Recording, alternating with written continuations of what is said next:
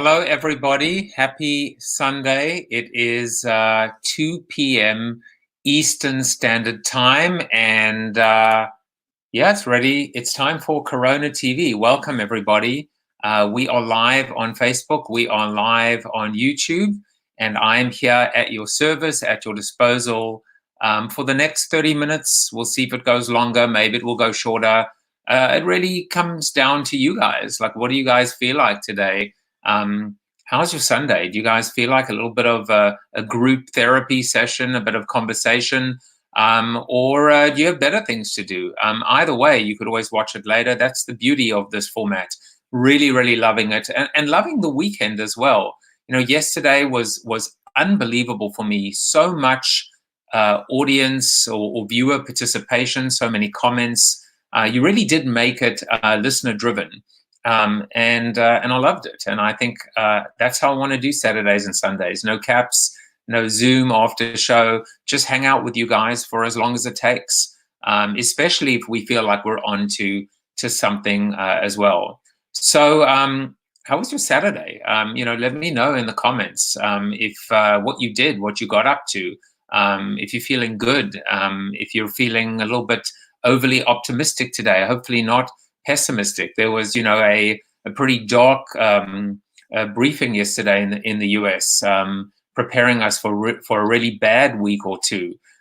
So, you know, sometimes it's good just to avoid that, because what are we going to do about it? I mean, other than what we're doing right now, which is, you know, just sheltering in place and trying to be there for each other and be there for our loved ones. We can't really do more, I suppose.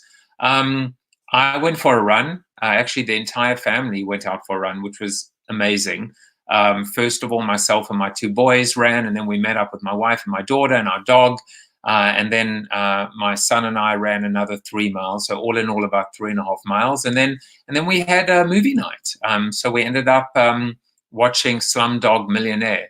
And what a movie. I mean, I remember where I remember, you know, the theater we went to. I just remember how rich this movie was, the colors, the overloading of the senses, and also just, you know, seeing this whole love story taking place, but amidst all this extreme and supreme poverty and squalor in India, and watching a slum, you know, being transformed into a built-up urban area. I'm really glad that we watched that movie. And it's funny how, like, on some levels, it's not like we want to watch the new movies, right? The very new movies. It's going back and watching the classics, or at least classic movies. I don't mean like going back and watching Citizen Kane, although that's fine too.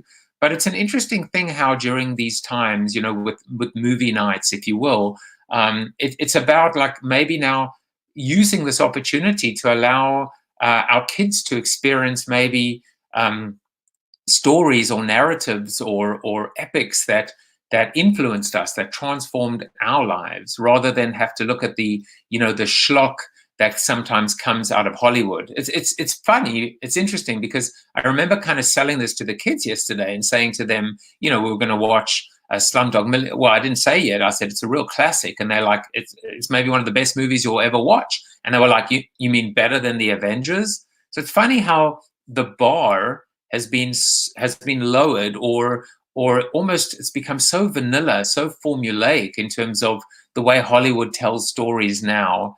And I know for a fact that every single one of my kids really enjoyed the movie, as they should have. So, you know, as always, we're going to go through some of the things that I've gone through before, and I'm going to look at your comments and see, you know, what you guys are in the mood for, whether it's something that's on your mind, how you're feeling, something you want me to talk about. I've got some stuff that I want to talk about. I'm going to go through, you know, some of the usual stuff that I typically do, and you know, and hopefully you guys are going to be kind of, you know, wanting to share some of that stuff too. So, you know, let's start off with our interview, because, you know, yesterday it almost worked out. And, you know, in the middle of everything, we ended up getting a call from Trevor, and he wasn't able to make it.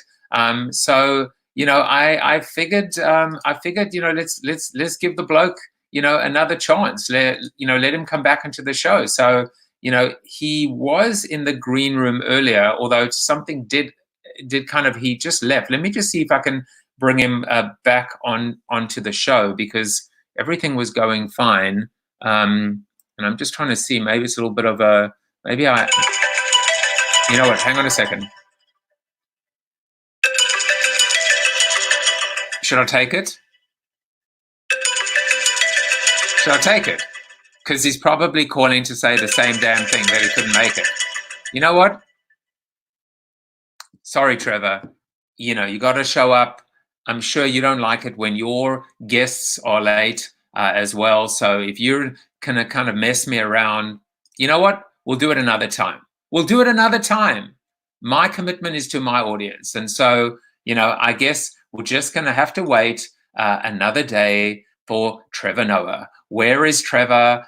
I don't know. The hashtag continues. The saga continues. The mystery continues. I will get him on the show. We will figure it out. Maybe not during the week, because he has his own show. I've got questions. I can tell you what the questions are. I've got some really good questions to ask him. But, we'll see. Whatever. We'll move on. Numbers. Now, one of the things that I've done in the past with you guys is I've put the numbers on a little ticker. And I thought I would do something different today, which is I'm starting to put them into a spreadsheet.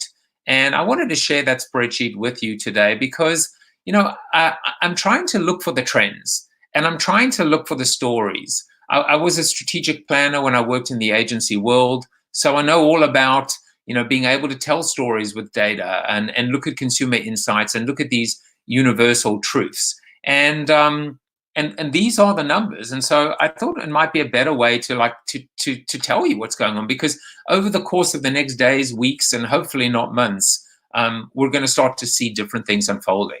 So, as of about an hour ago, 1.23 million cases globally, 67,000 deaths, and 252,000 recovered. But what I started to do now is show you what does the change look like across the board. So 77,000 more cases, and the day before that was 92,000. So in that case, I made it green, this is good, right? A slightly slowing down maybe of new cases. But remember, and I think we know this, that really isn't necessarily the most accurate statistic, because at the end of the day, it is a function of testing. It's a function of how much testing is going on and how easily and how prolific that testing can be put into place and implemented. Do I foresee, based on all these discussions of waves and another wave coming back, eventually, I believe in technology and science and progress. And I think, just like we have a thermometer that we might use on a daily basis, it may very well end up at a point where we get up in the morning and we take our temperature, or we do one of these self-administered tests that may tell us within minutes whether in fact we are positive or not, whether we are shedding or not, whether we have a fever or not. And at that point, we might then have to either go into some kind of quarantine or self-quarantine again. But moving forward, if this becomes part of our lives, it's very, very possible, conceivable, that we might just go into a course of antibiotics or do something like that, that not only slows the spread, but manages the spread. In terms of deaths, well, that number went up. And on many levels, there are a few problem countries right now, whether it's the US, whether it's Brazil, Italy, Spain, although it looks like it's flattening over there. But there, the change in a day, 6,300 more deaths. But let's move to the US for a second. And I think what you'll see in the US is a couple of things, right? Up to 321,000 cases, 9,000 deaths now in total, and 15,000 recovered. A huge boost in the recovered. And I may need to go back and just check that those numbers are correct. But I think maybe what's happening now, got me thinking, how do we measure the recovered? How do we determine who's recovered and who isn't? Is this someone who, for example, was checked out of hospital? Is that how they're getting the data? Or maybe it's someone that goes back and has a negative test And that's how we're logging it. I don't actually know the answer. It's a good question, I suppose. And maybe it's something I should send into, one of these CNN town halls to determine how are we measuring. Because it's possible that number could also be significantly higher as well. I mean, it is inconceivable if 321,000 cases have been registered in the US that only 15,000 of them could be in fact recovered. The math doesn't add up.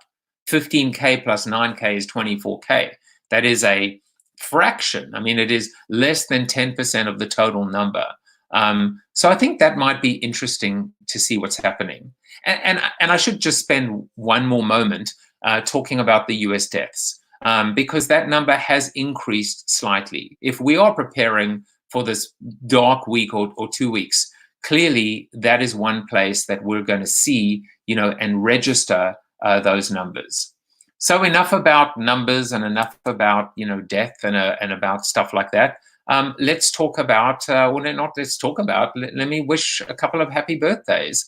According to my Facebook friends, 12 of you had or have birthdays. Please God, it's have birthdays today. So happy birthday to Ward, to my buddy Gavin from Cape Town, Gavin Galansky, also known as Javi Fasahi, Lloyd, Michael, Isabel, John, Melanie Strout, husband is my good friend Aaron Strout, Penny, Paul, Barbara, Becca, and Matt. Happy birthday, guys.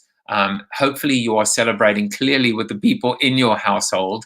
But most importantly, of course, don't feel like you are celebrating alone, because you're not, because I'm with you. We are with you. CoronaTV is with you. Who knows? It may end up being 2 or 3 months in the world where people will have celebrated birthdays and anniversaries and weddings and bar mitzvahs and all of these functions. But you'll never forget it. You'll never forget it. And look, we got a nice little shout out here from Alan Walpett. He loves the show. Well, thank you, Alan. Alan, are you? Where are you in the world at the moment? I will keep going. I will keep going, especially if you are supporting the show.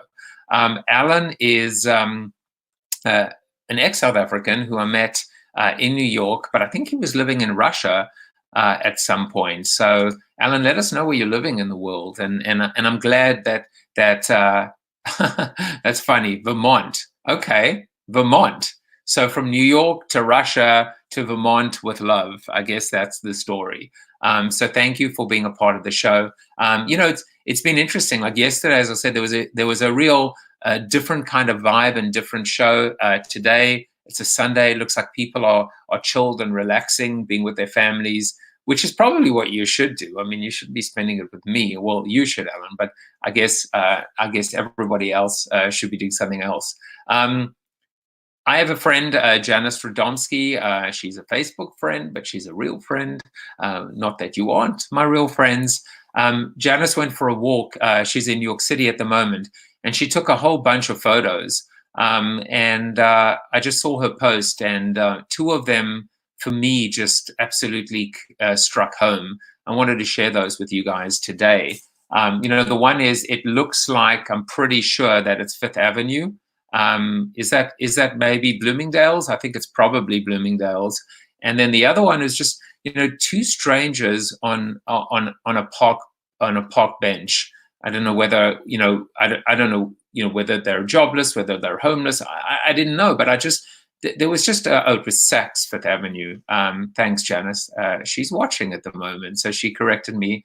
In fact, it is Saks Fifth Avenue. But this photo of these 2 strangers, maybe they're friends, I don't know. But if a picture kind of says 1,000 words, there are 1,000 words in this picture. Social distancing, sitting on a park bench, enjoying outside. One of the things that just strikes me with respect to New York City at the moment is, I think to myself, there are no people on the street. There are no people out on the street. But yet, Janice went for a walk, and my friend George took his dog. And I think, but there are so many New Yorkers that have dogs. Thousands, tens of thousands of New Yorkers. Surely you would see 50 people taking their dogs at any given point in time, or 50 people going for a run, or 50 people going for a walk. It just seems so eerie that whenever anybody is, in fact, outside, there's no one else. And I think to myself, where is everybody else? So mind plays tricks with you, right? It's just an insight that, or an observation. I wonder, Janice and anyone else that's in New York City, when you do go out, do you ever go out and see too many people? Oh, well, there's the answer. They're in the parks. Tompkins Park was full yesterday. So maybe that's not a good thing, right? So I guess, on one hand, I guess nothing stops a New Yorker, right? Nothing stops a New Yorker. New Yorkers are just incredibly resourceful. They've got the determination, the grit. I did hear that the overwhelming number of New Yorkers today had masks on. So based on the recommendation that we heard from the press briefing yesterday, it's not being enforced, but it's a recommendation now that if you are leaving home, you should be wearing a mask, even if it is a fabric mask, a homemade mask, a scarf, but covering the face as well. And it looks like, New Yorkers have responded in full force and obeying that directive as well. And that, of course, is a very, very good thing. Janice says, by the way, 50 to 75% had masks on. So a very, very good thing. Another step in the right direction of flattening, slowing the spread, flattening the curve, etc. One thing that I've been focused on is looking at the states that have not gotten with the program.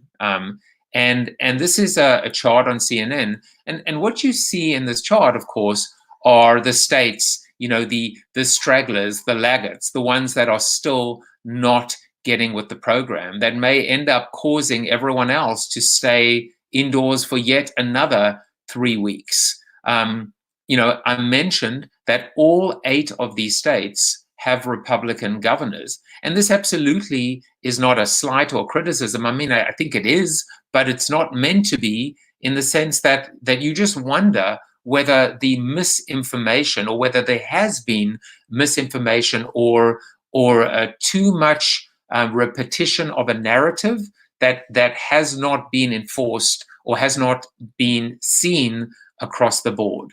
But still 8 states. I mean, I think the good part of the story, not that there is a good part, but the good part of the story is that I think well over 93% now of Americans are, in fact, sheltering in place and staying at home. There still are some issues with respect to religious gatherings, etc. But for the most part, until we see the entire United States staying at home, sheltering in place, and yes, that probably means the grounding of flights unless they're being used for cargo, we are going to see, unfortunately, a curve that is not slowing down as much as it should. Now, I spoke earlier about being a little bit listener-driven as well. And, Jan, who's been fantastic, let me tell you, we've got Janice and we've got Jan. Jan wanted me to comment on this. And look, I've thought about this. I don't want this to be, yesterday I discussed the idea of, the fear curve, or the fear phase, moving into growth, moving into learning, and moving into growth. And I want to try and spend as much of my time in growth as well. I think it's important to be able to do. But Jan actually said this. He said, he wanted me to comment on an article that, as he said, a rather extraordinary Trump empathetic piece from an unlikely anti-Trump source, right? We don't expect the Washington Post to write a piece these days that is pro-Trump. And I think this is part of the problem, right? The part of the problem is even the perception that the Washington Post, the New York Times, CNN are in fact biased. They should never be. In fact, most journalists that we know of are registered independents, don't disclose how they vote, and some of them don't even vote. That should be the perception.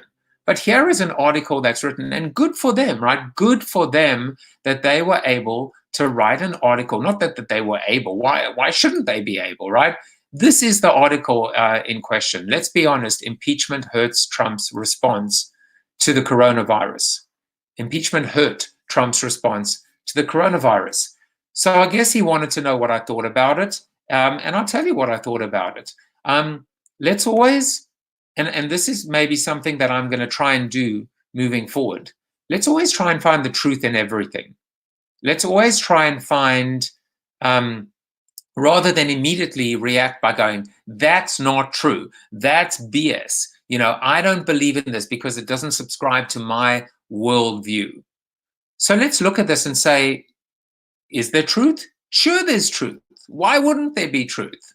Why wouldn't there be truth that this proved to be a distraction? Yeah, sure it was. Why?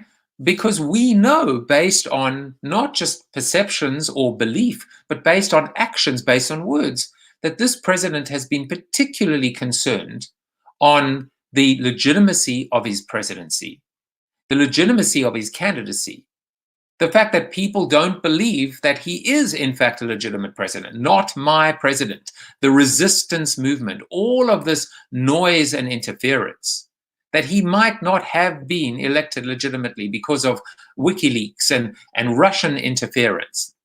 But this constant fixation and obsession on his election and his re-election, and his tendencies do tend to be just a little bit narcissistic, just a tiny, tiny little bit narcissistic. And for those reasons, yes, it may have been a distraction.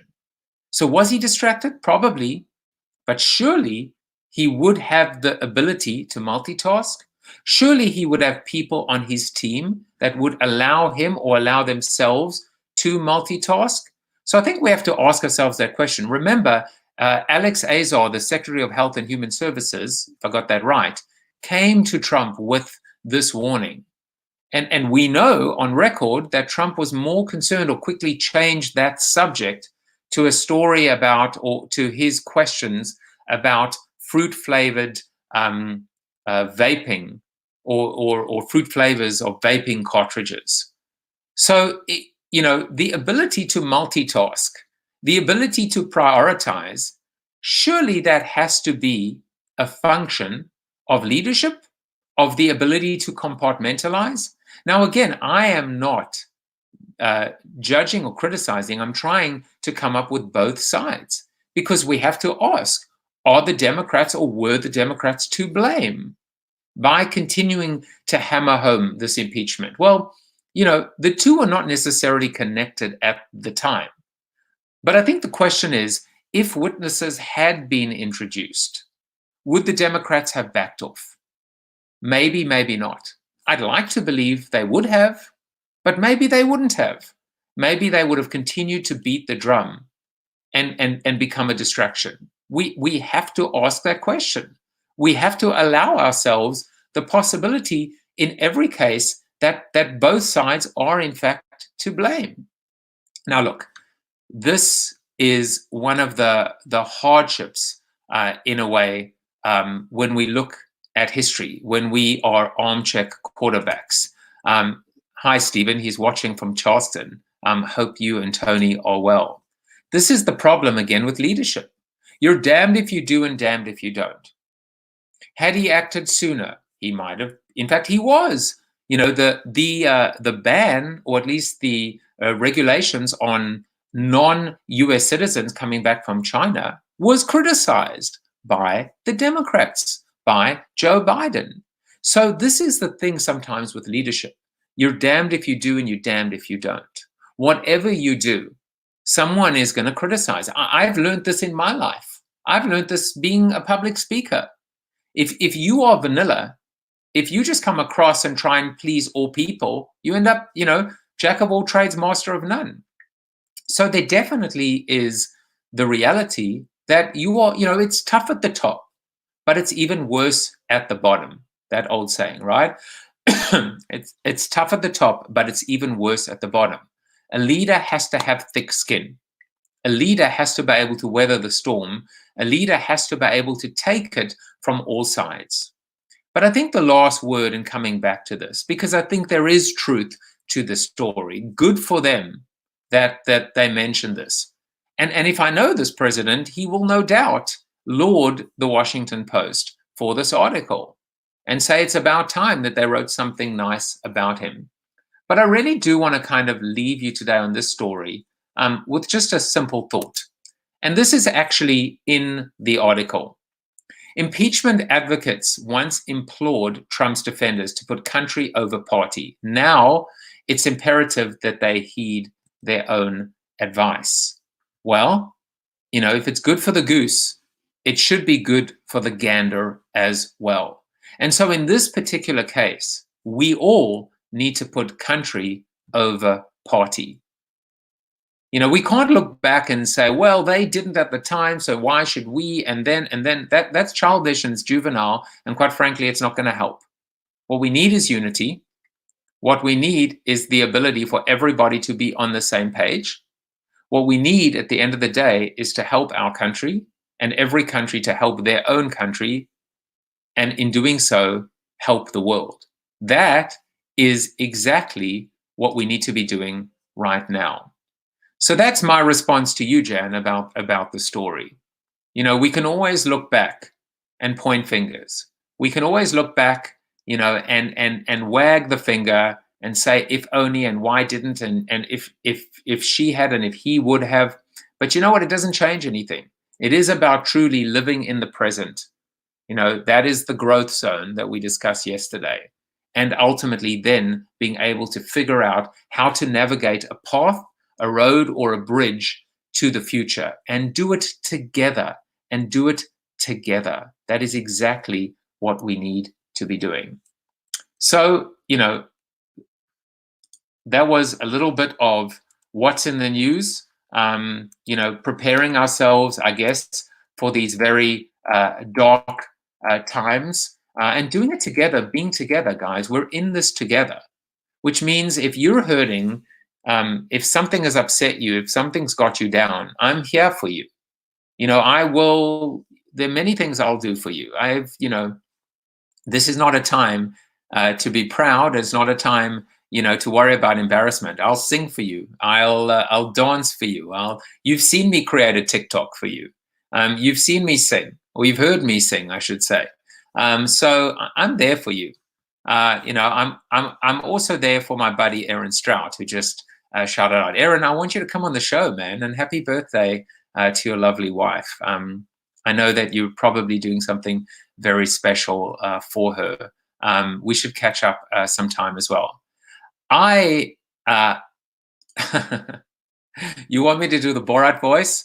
After that setup, I like you, my sister, the number 3 prostitute in all of Kazakhstan. I like to watch a lady want to make a toilet. USA, USA, USA. How about that? You're welcome, buddy.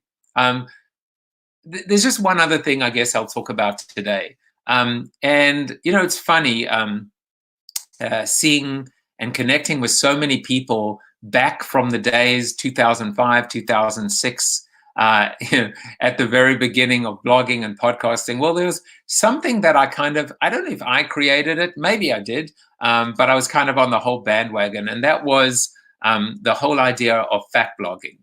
Now, before I get back to fat blogging, Steve Garfield liked Borat. Did you like it, or were you just exclaiming? Steve, he loves it. Well, did you love me doing Borat as well? So I don't know if you remember, he said it got me to comment. Well, I guess it worked then, right? Because Steve has taught me the art and the science of being in lurker mode. In fact, he created this brilliant Zoom background of him kind of looking like this. And I did not even in the slightest realize at one point that, in fact, Steve wasn't even looking at me, and it was just his background. It's quite brilliant. I love all the creativity in Zoom backgrounds. I might actually show you a different Zoom background every day now when I don't have an interview. And by the way, April is almost fully booked with interviews. Every other day, I'm basically going to bring in an interview. So I'm still, trying to work out exactly the format of how to do it. But for the most part, it's every other day. If I get a booking on the weekend, I'll take it. If not, then I'll just do this kind of free form. And again, I really do like this free form with you guys. You are most welcome, Janice. So let's talk about fat blogging. But before I do, I guess the question for you guys is, what's happening to your weight right now? Are you gaining weight or are you losing weight? A lot of people stress eat, and it's stressful. It's very, very anxiety laden and ridden, this period of time that we're living in and living through. When boredom, particularly in a small cramped apartment, can lead to eating, out of boredom or out of nerves or anxiety, etc. And I'm curious as to how people have been affected by this. There's this new product out there called Noom, and I wonder how Noom is addressing it, because Noom really gets into the psychology of eating and overeating, etc. So I'll tell you what's been happening with me. What's been happening with me, in fact, and I'll show you. This is my. I have one of those Withings scales at the moment. And I've been struggling with my weight. I really, really have. I mean, I'm okay to share this with you. And this is actually my chart. This is my latest chart. But what's really been happening, if you have a look on the screen, you can actually see this is March 18th. So the dot at the top is March 18th, and the dot at the bottom is today. So on January 24th, I was 205.5 pounds, 205.5. I'm 6'1", and people generally, when I tell them that, they can't believe it. They say that I don't believe it. You look so great. I don't know whether they're lying to me or just humoring me. They probably are. And then when I came back from South Africa, so about 5 days afterwards, after I'd returned, I weighed myself. I was 207. Well, today 196.1. So I'm losing, and I'm feeling good about it. I'm feeling quite motivated, and so this is a return to fat blogging. So fat blogging at the time was basically just me sharing my weight very, very transparently, very publicly, and the whole idea was this was what I called weight loss by community. Because if I put it out there, if I tell you today my weight is 196.1, well, if I'm going to tell you where it is next Sunday, if it's higher, well, there's a certain shame. There's a certain embarrassment. I failed you. I failed myself. Do I want to tell you I'm putting on weight? No, I don't. Do I want to tell you I'm losing weight? Absolutely. Do I hope that can motivate you? Yes, of course. So that's what I'm going to do. I'm going to start sharing my weight with you, and what I'm doing, and how it's working, and if it's working, and hear what you guys are doing. Are you keeping fit? Are you exercising? Are you eating more or eating less? How are your stress levels, and how is that affecting the food you eat, and how much alcohol you're drinking? So these are things that I think we can talk about, and I'd like to be able to talk about it and almost have this as a bit of a common thread or a recurring theme, so to speak, which is, if we're all in this together, we should be helping each other through things like weight loss or weight gain, through drinking excessively. We need to make sure that it doesn't become a problem, excessive drinking, or even worse, running out of alcohol for me. I've been reading a lot and watching a lot about some of the dangers of spousal and domestic abuse as well. There are a lot of things that are happening when we are forced to live inside a container for an indefinite period of time. And it's all connected, and it's all interconnected, and we are all interconnected as well. And so, this is going to be something I'm going to start. I'll tell you everything, as I have been, right? How much I weigh, what I'm eating, when I'm exercising, how much I'm drinking, how much I've already had to drink today at, 2:34, 2:35 Eastern. I'm just kidding. I haven't had anything. So I'll plant that seed. And, I think kind of that's about it for now. If you guys As always, have any comments, any questions, you want something included in the show besides me doing Borat, I'm happy to do it.